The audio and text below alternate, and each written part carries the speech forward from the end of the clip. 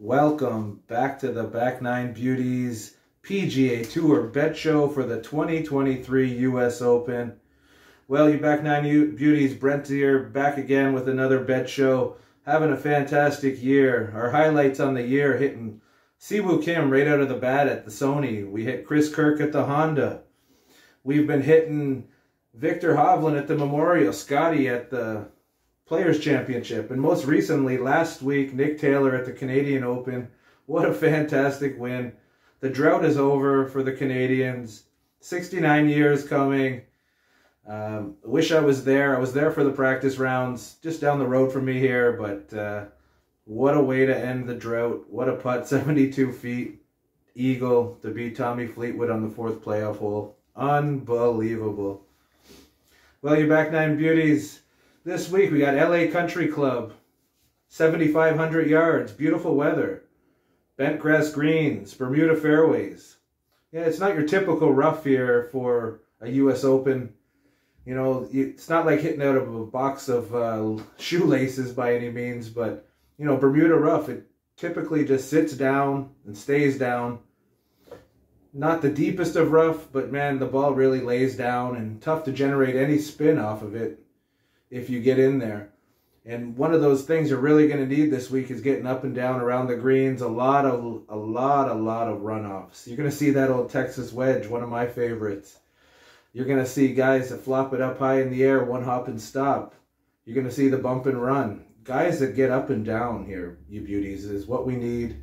Also, long iron players, 200-yard plus long irons. You know, it's tough. These slopey greens are just going to cause havoc with all these long iron approaches. I'm hearing a lot of guys talk about that it kind of reminds them of Australian golf. So seeing a guy like Cam Smith with that fantastic short game there might come into play. We'll just have to wait and see.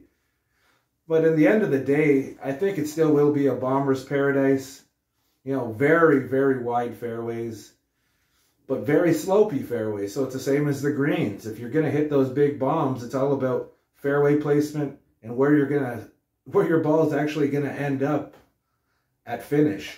I don't know if you remember in 2015, Chambers Bay, the ball in the fairway would just run for days and days and days and end up in the rough. You know, you go, how is that ball still rolling? I have a feeling it's going to be that typical look of the US Open. What a great course. All the players really seem to love it early on, and we're hoping for a fantastic weekend. Now, you Back Nine Beauties, what kind of key stats will we be looking at after that info? It seems like, let's go with driver's distance.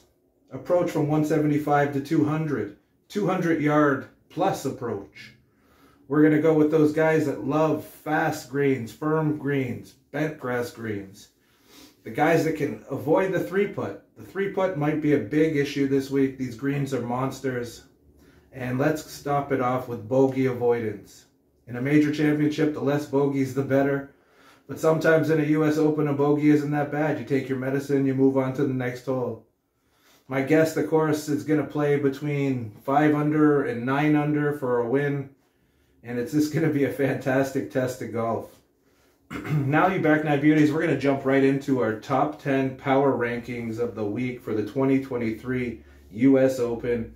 Number 1, Jon Rahm, 12-1. The guy loves California courses.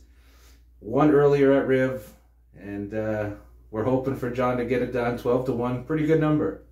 Number 2, Scotty Scheffler, 7-1.